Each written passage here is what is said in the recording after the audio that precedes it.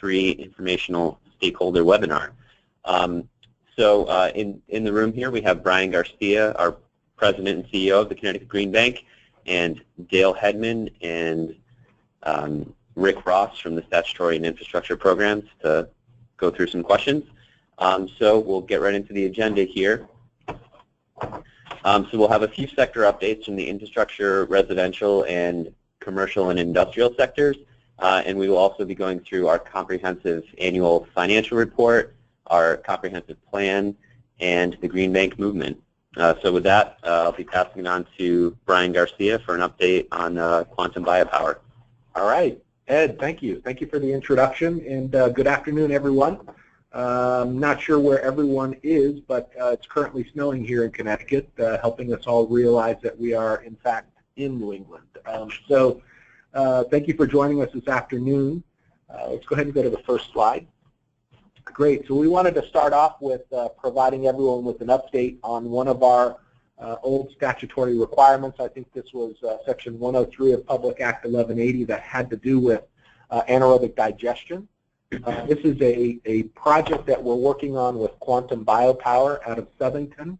We're excited to see this project progressing. So we used to talk about this project very much from the standpoint of the image in the upper right-hand side, but today we're actually seeing the project under construction. So what you're seeing in the bottom right-hand corner there is the project being constructed, and we're actually looking at a ribbon-cutting ceremony coming up in a couple of weeks. But high level, all the big pieces of the anaerobic digestion project, we've got the source-separated organics building there, number one. You could see it in both pictures.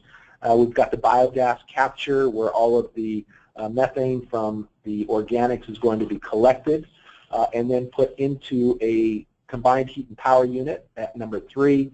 And then from this process, we will be producing soil or compost from the food waste that's coming into the facility. So we're excited to bring this project forward with the support of People's United Bank. This is a project that's going to receive about 40,000 tons per year of source-separated organics and will produce about 10,000 tons per year of compost, usable compost.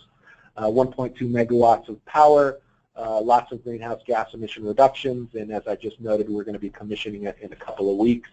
After that, we're going to allow some of the organisms that have to grow in that facility will happen over time. We'll see that biology get put into the unit in December, and then we hope to fire everything up around Earth Day next year. So really exciting development of our first anaerobic digester project, and we've got several others in the queue throughout the state of Connecticut. Next slide. So alongside anaerobic digesters, we're also trying to open up the run-of-river hydro potential here in the state of Connecticut.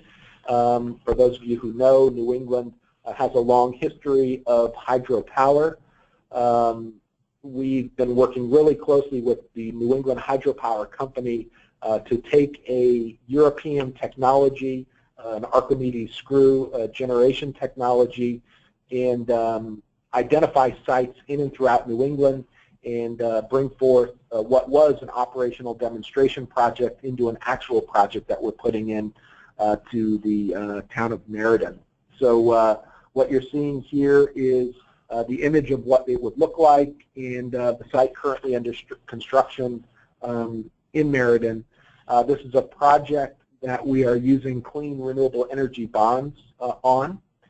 We've got working capital from Webster Bank locally. We've got construction financing from KeyBank, actually that should be KeyBank, and term financing from Bank of America through the CRED. So a really exciting development here to get this small hydro facility up and running, providing essentially the town of Meriden with lower cost electricity through a 30-year PPA with an option to extend that PPA to a 40th year with an additional 10 years. So some of these projects we've been working on for a while, we're now starting to see them come to fruition and be constructed and built and operational. Next slide. All right, so California may have a duck curve. Connecticut, this is, say, maybe our rattlesnake graph. And maybe this is to speak to a lot of what's happened in 2016 with regards to the extension of the ITC. I think when a lot of us looked at projecting where this year was going to be with the ITC potentially coming to an end at 2016, we would have expected to see really rapid growth this year. What we're actually seeing is a pretty stabilization of the market at what will probably be somewhere between 50 to 60 megawatts of residential solar PV this year. That is a sizable amount for the state of Connecticut. What we're looking at here is overall installed costs coming down over time. The contractors have been doing a great job lowering installed costs. We've been working hard to reduce soft costs from permitting out in communities throughout the state, which has allowed us the opportunity to lower the amount of subsidy that the state is providing or the Green Bank is providing to these projects. So all great signs of working towards a goal of 300 megawatts, which is the target Governor Malloy had set through this legislation. So steady progress, and for those of you who are out there constructing these projects, keep up the great work. Next slide. So as we begin to think about what the future looks like for distributed energy resources in Connecticut, you know, where you start to think about combining solar with storage or solar with efficiency, renewable thermal technologies, electric vehicles, and so forth. We're starting to dabble in a number of different pilots or initiatives. Working with the utilities, Avangrid, and Eversource, we've got a number of things underway. We're working with a company called Kavala to understand where the opportunities might be for deploying more distributed solar across the state, specifically in areas that require near-term T&D improvements. So we're starting to build out an IT platform where we can plot all our generation against.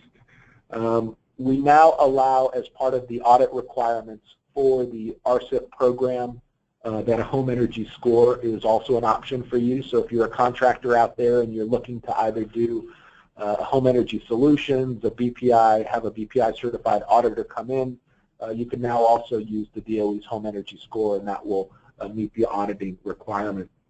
Of course, we all have the ability to remotely determine the rooftop potential. So when you put all of these pieces together, it represents an opportunity for us to do more targeting to improve the grid. So we're trying to identify opportunities going forward to in fact do that. So working collaboratively with you all as contractors, the utilities, and other financiers to make this happen. Let's go to the next slide. So just in terms of some other drivers that are happening, the governor established the Governor's Climate Change Coordinating Committee a year and a half ago. The Department of Energy and Environmental Protection has been doing an excellent job understanding where our greenhouse gas emissions are coming from. There are two real key takeaways from where GHGs are coming from in Connecticut. The first one is transportation, which I'll talk about in a second.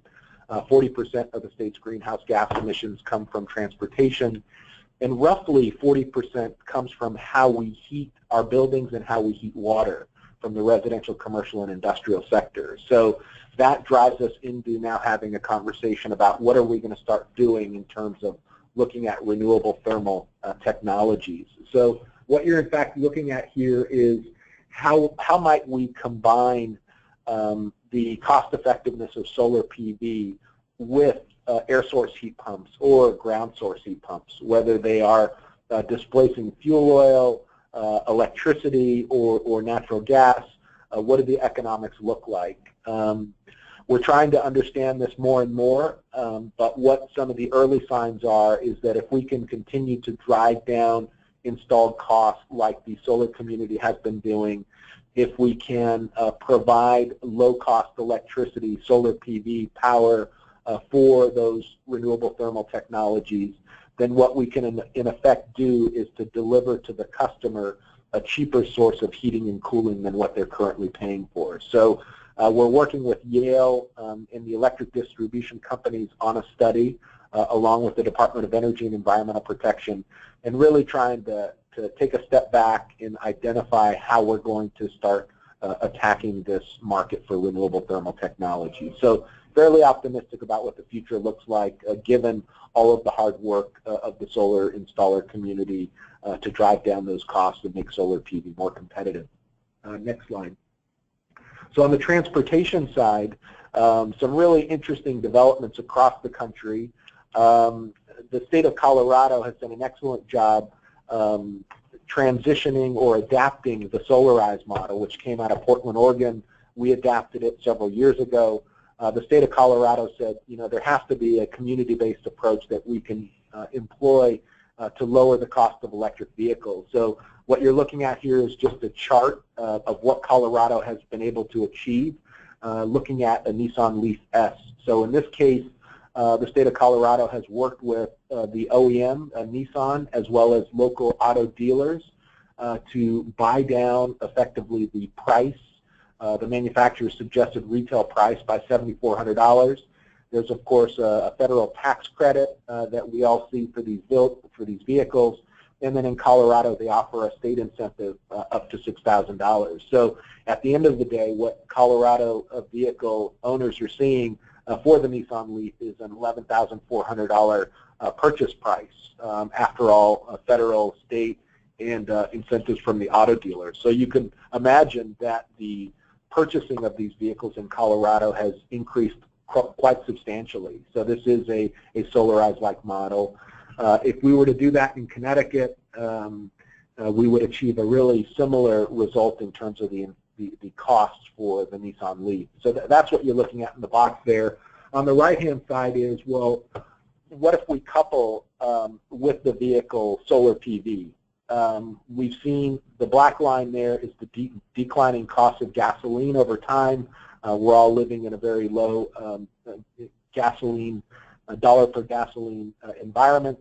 The orange line there is what the equivalent gasoline miles are in terms of electricity, and the green line is solar PV. So if you're an owner who wants to install solar PV and fix the price out into the future, you're looking at a fuel source that is cheaper than both electricity and gasoline. So again, we're starting to just try to understand the opportunity here for pairing solar PV with electric vehicles to not only deliver a lower cost vehicle, but also deliver a cleaner, cheaper fuel source in solar PV. We submitted a grant into the U.S. Department of Energy along with New York, Colorado, and Oregon to test this, and we hope that we will win that grant for the state and be able to test the pilot of this nature. All right, let's move on to the residential sector. Let's start off with the Go Solar CT website on slide 11. For those of you who are interested in the solar market in Connecticut, if you're a customer, you go to Go Solar CT. This is our trusted source of information for households from anywhere from starting your interest in wanting to look at solar PV all the way to what it means when you're living with solar PV. We work really closely with Energy Sage here. They are a Sunshot awardee, and we're excited to be working with them, which we've been doing now for the last couple of years, and looking forward to continue working with them to provide consumers with a trusted source of information. Next slide, slide 12. Great. So we've been focused a lot in the residential solar space in terms of trying to make solar PV more accessible and affordable to low to moderate income households. A part of that effort has been to compete for federal grants. We were recently a part of 2 grants that won Sunshot Seeds 2 grants. The first one is through CESA, the Clean Energy States Alliance, which involves 6 states and focus very much on expanding solar PV in the LMI sector, whether it is single-family or multifamily properties as well as community solar. Yale also won a project in partnership with Smart Power that's going to focus on looking at different marketing messages in 3 states to try to increase the amount of solar PV deployment in the low to moderate income community space. So we're excited to be competing in those federal grants, and we're excited going forward looking at how we're going to be testing these various projects, and hopefully in the end what we will see, as we're starting to see as a general trend, an increase in households at the low to moderate income level taking up solar. Next slide. So just real quickly in terms of some of the investments that we've made, Posigen, we've talked about Posigen before. We recently launched a campaign in New London. We're now in 4 major cities in the state. They are making steady progress in terms of signing up low to moderate income households for what is a solar PV lease, as well as an energy efficiency ESA structure. I guess the only point I want to bring up here is that we're seeing really strong results in terms of those households that are installing solar PV. We're seeing 100% of them also undertaking an audit through the Home Energy Solutions Program, and then 86% of those households then undertaking deeper energy efficiency measures by paying $10 a month through an energy savings agreement, supporting things like insulation and thermostat. So a really unique financial innovation here that is pairing a solar PV lease structure with an energy efficiency ESA, delivering really, really interesting results. Next slide. Smarty, this is our single family partnership with local community banks and credit unions. We've got a new option for credit challenged customers in the market. We're excited to see Capital for Change, our partner in this program, look to reach credit scores as low as 580. Again, this is a product that supports the comprehensive energy strategy of the state, from energy efficiency, renewable energy, to renewable thermals and other actions, including health and safety measures. We currently have a heat pump technology special offer, so as we talked about before, the importance of seeing renewable thermal technologies come into this space. We want to provide some incentives through lower interest rates through the Smarty loan, so we are offering them for heat pump water heaters, ductless mini splits, and ground source heat pumps. So for those of you who are out there, that is a big value to your customers. The 2.99% bundle and natural gas special offer is still available, so for those of you who are out there, make sure your customers know. We financed about $13 million worth of Smarty loans. About 700 households have taken advantage of it, and we're currently launching a co-op marketing program with our Smarty loan contractors. So if you want to grow your business through the Smarty loan, give us a call. Just call Madeline Priest. We'll be sure to include Madeline's details in the follow-up email to everybody. So that's the Smarty loan. Let's turn our attention to the multifamily space. As you all know, or you may not know, our board recently passed a new goal for the organization that focuses on reducing the energy burden for low to moderate income communities, including households, businesses, and institutions. But we are making steady progress in the multifamily space. What you're seeing here are a number of things from our benchmarking program. We've got a benchmarking program with New Ecology and WeGoWise, where we benchmarked about 10% of the multifamily properties in the state. So a really good chunk. We're now taking a look at that data and trying to identify what opportunities are presented from those results. We've had 35 loans, also predominantly from the affordable housing segment of the market, as a result of our partnership with the Connecticut Housing and Finance Authority, where we're deploying rooftop solar PV through a solarized-like market, and through our partnership with Capital for Change through a line loan. So we are seeing steady progress being made in the multifamily market. And of course, all of this isn't done alone. It's done with our partners, and we have many of them. But I just want to thank Freedom, which is a nonprofit organization we're working with that is reaching out to multifamily owners in the communities with faith-based institutions in them. So thank you all for that support. Next slide. And just kind of wrapping up the multifamily here.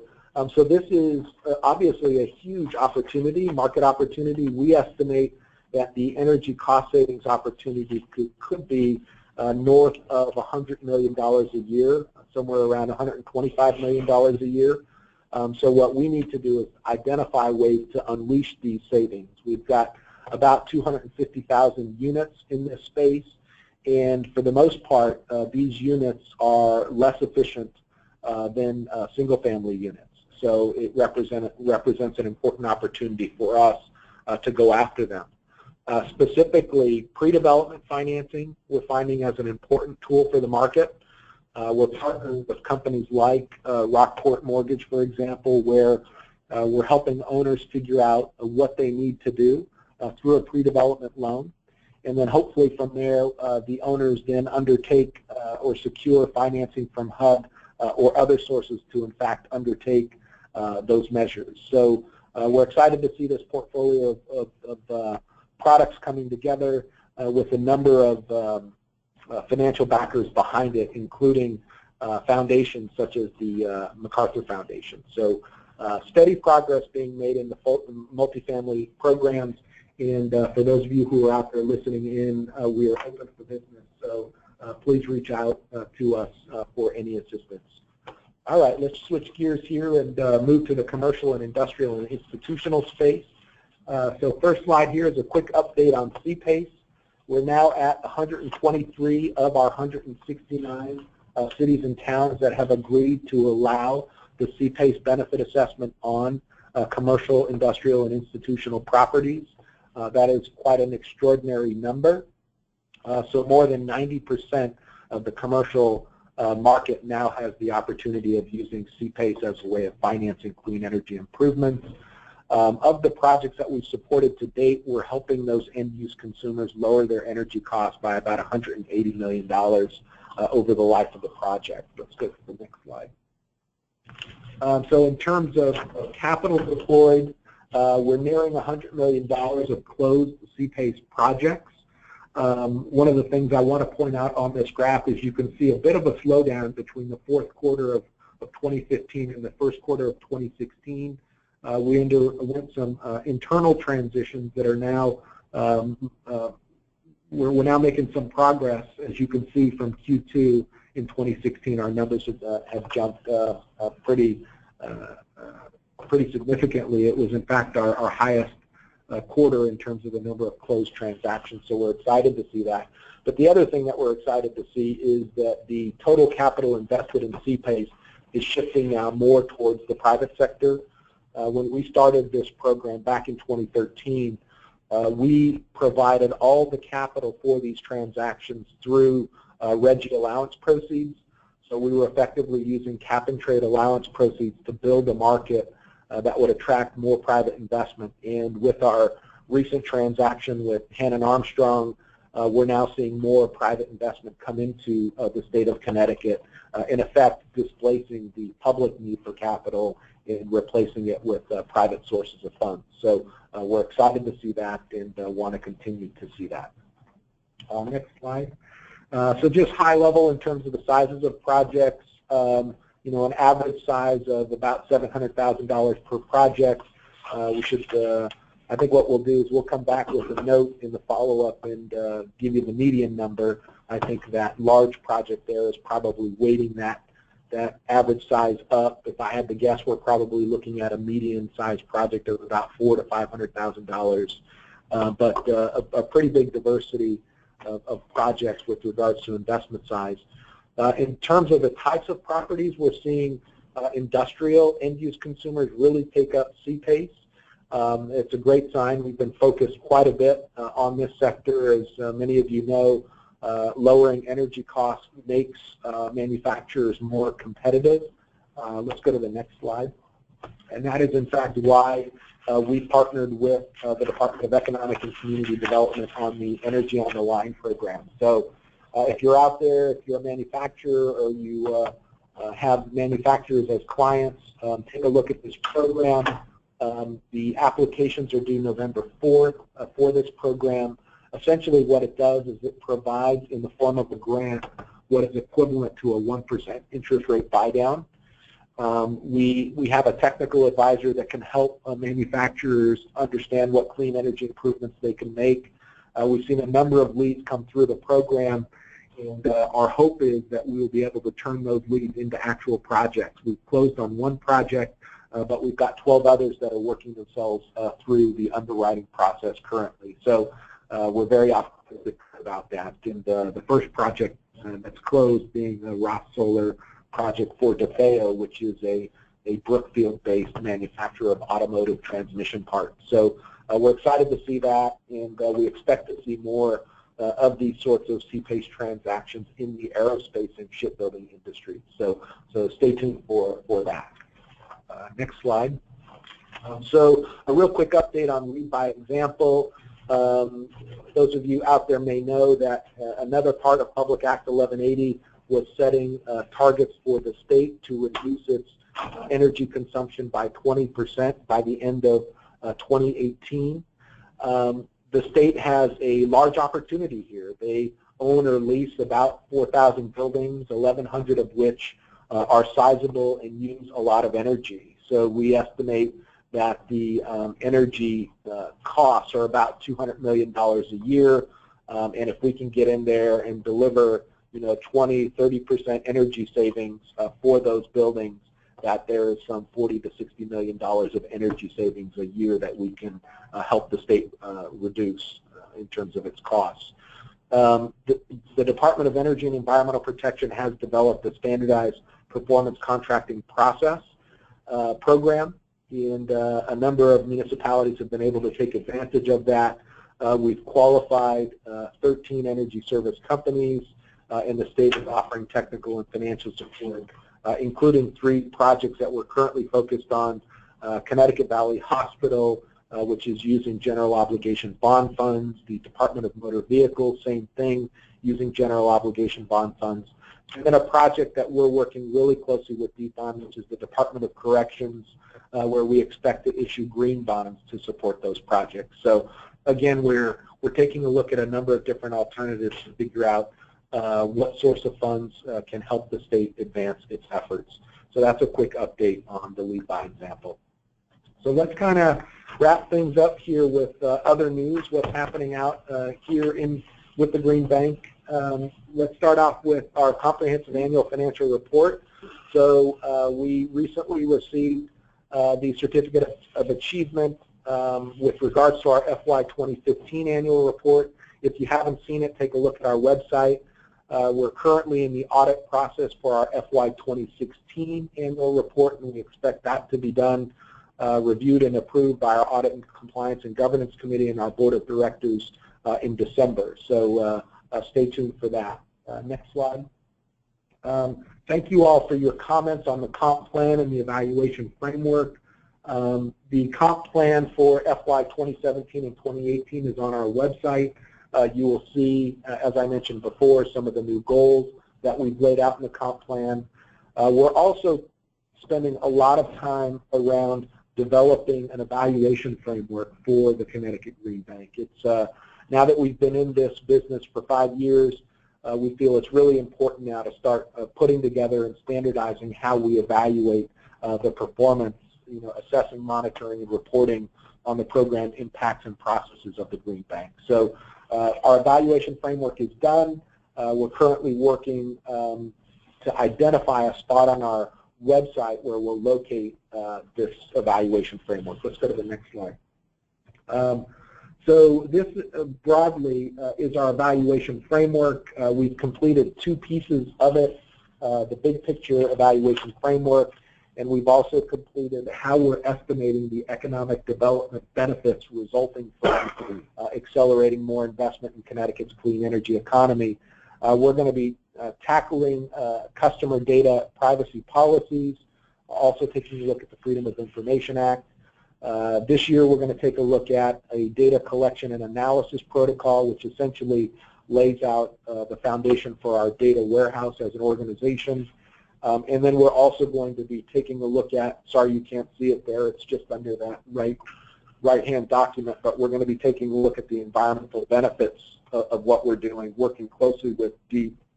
So we expect to use the EPA AVERT tool to help us estimate the lifetime greenhouse gas emission reductions as a result of the investments we're making. but we just, as I noted, released, or we haven't released it yet, but we got it approved last week from our board, the economic development piece, which we work really closely with DECD on and Navigant Consulting. So stay tuned for that. I think what we can do is in our follow-up email, we'll post those documents in there for folks who are interested in these sorts of evaluation items. Next slide. So this is where we are. We completed our first 5 years as the Connecticut Green Bank. As you can see, we're approaching $1 billion mobilized into Connecticut's clean energy economy. We had a really good fiscal year 2016. So we expect that, in our first 5 years, we almost delivered $1 billion of investment. We expect in the next 3 years that we'll be able to do $1 billion in 3 years. And of course, the goal of all this is driving more jobs, lowering energy costs, and reducing greenhouse gas emissions.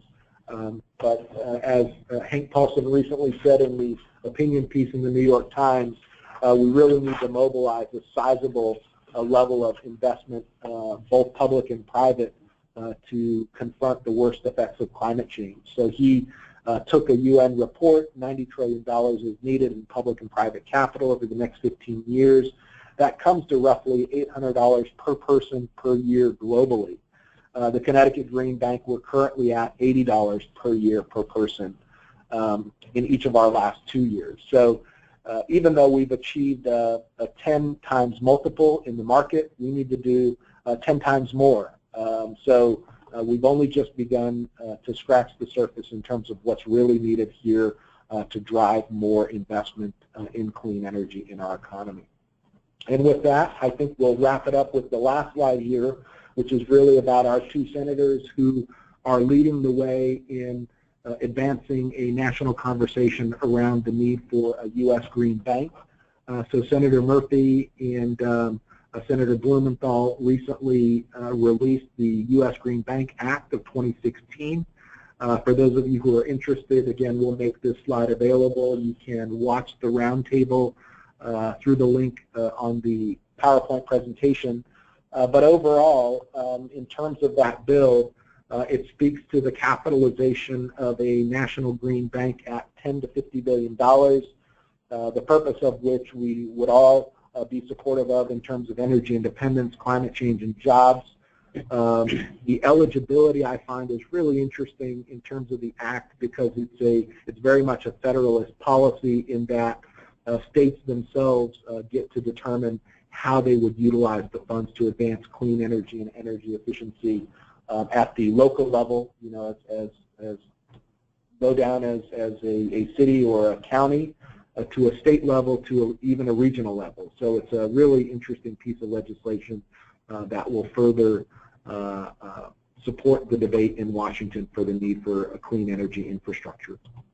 So I think with that, we will open it up for questions, and I've got Dale Hedman and Rick Ross here with me who will help respond to some of your questions.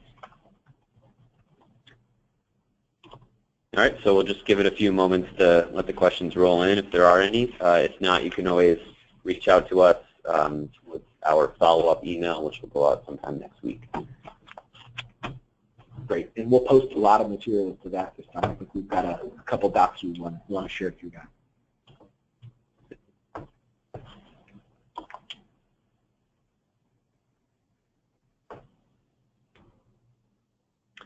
All right, so we have one question, this is most likely for Brian. What is the source of your CPACE deals? I assume that refers to the source of the leads, or it could also go into the source of capital. So let's try both of them. So in terms of the source of capital, so we currently have a partnership with Hannon Armstrong where for every dollar we put into a transaction, Hannon Armstrong will put $9 in. So it's a $100 million partnership with Hannon Armstrong. They're willing to invest in Connecticut. So we put in 10, they'll put in 90. That will help support the financing for end-use customers who want to lower their energy costs through clean energy improvement. In terms of the source of transactions, so we've got a number of channel partners, right? So we've got communities themselves who, some of them see an economic development rationale as to why to support CPACE within their communities. We see this in the city of Meriden, for example. Other channels we see are directly through contractors who have found that CPACE is a very useful source of financing for their end-use customers that has enabled them to go really deep in terms of the clean energy improvements on their properties. So I would say that those are probably the two areas where we see the origination channels coming from, contractors and communities. Thanks. And to answer a few questions on here, yes, we will be sending out the slide deck.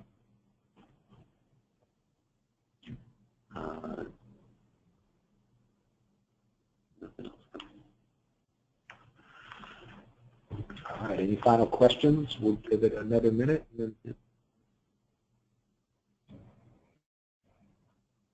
okay.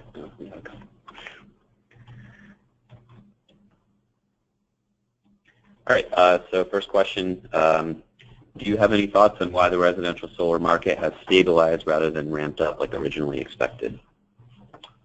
So great question. So I'll take a stab at it, and you can weigh in. So I think what we've seen are a couple things. So one is a growth in 2015 with the expectation that the ITC was going to end in 2016. So we saw a lot of effort to try to push the market to what was a 30% incentive to the consumer. So I think you're seeing the market kind of say, okay, let's just stabilize ourselves a little bit and not have to race to get, you know, all these leases and PPAs in place to meet the end of what would have been the end of the ITC in 2016. So I think we're seeing that. And we've seen that in solarized campaigns, right? The having a special offer in the marketplace drives adoption quicker. So I think we're seeing, you know, we had a conversation with our board because we had actually thought we had actually set a target of 90 megawatts for our last fiscal year, but that was under the assumption that the ITC was going to end at the end of 2015. We all, about a year ago, got a nice holiday gift when the federal government extended the ITC to 2022. So I think what we're seeing here is just the remnants of that, of growth. Secondly, I think we're seeing, you know, probably in Connecticut, you know, we've taken a look at some of the graphs, as leading indicators, that the workforce is probably reaching some sort of capacity limit, meaning we either need to train more workers to come into the industry. And our leading indicator here is looking at the time to complete. So it's taking a longer time for contractors to complete projects today than, say, it was a year ago. So that may indicate that the demand for solar PV is outstripping the labor supply to be able to deliver it. So just a hunch, the contractors in the market can offer their observations. That's a hunch. Dale, anything? Yeah, no, I wholeheartedly agree with your two assessments, particularly with the avoiding the ITC cliff. I think that, in essence, relaxed everybody involved in the industry and allowing for more steady pace, more thoughtful development of certainly residential solar projects. I guess maybe I'll throw out two other ideas. One is, you know, gasoline prices are down, so maybe the idea of energy and electricity is just not on people's minds. So maybe that. And then fourthly is we're actually working to try to privatize Solarize. So historically, the Connecticut Green Bank provided performance-based incentives to our nonprofit partner, Smart Power, to go and work with contractors in communities to help create more demand for solar PV. Smart Power now is doing an excellent job working directly with contractors themselves to launch their own Solarize campaigns. Contractor would compensate a nonprofit organization for leads and closings of projects. So I suspect that that's taking a little working through, but we're starting to see some results come from it. So there's a couple of thoughts. Questions are really rolling in now. So if we don't have enough time to get to all of them, or if some are more specific, we will either reach out to those folks directly and or add them to an FAQ when we send out the copy of the slide deck next week. So I think we actually have time for one more, and that is regarding the state's efforts to train in workforce development for solar installers. Can you speak to that a little bit? Great. Yeah. So in terms of the efforts that we've been focused on for the last couple of years has been to try to connect the Connecticut Technical High School system with the solar contractor community. If you look at the eHouse program, we have an eHouse program where we're supporting literally 18 of our technical high schools to build their own model homes, where they would put into those homes, insulation, metering systems, solar PV, solar hot water, air source heat pumps, and they're learning by doing. So our hope is that through the Connecticut Technical High School system partnership with the industry, that we start to see more young graduates going directly into the trade. Historically, as an organization, our predecessor used to support workforce development programs. We don't foresee ourselves being let's say a subsidy provider to workforce development programs. We see ourselves being a connector between industry that needs the employment and the technical system that can offer the employment. So that's where we focused our efforts on workforce development. All right, thanks, Brian. Okay, so unfortunately we are out of time, but like I said, we will follow up with all these remaining questions to folks either directly or through the FAQ, which will come out with the slide deck next week. So with that, if you have any other questions, please feel free to email them into us, and we can add them to the FAQ. And thanks everyone for joining us. Thanks everybody.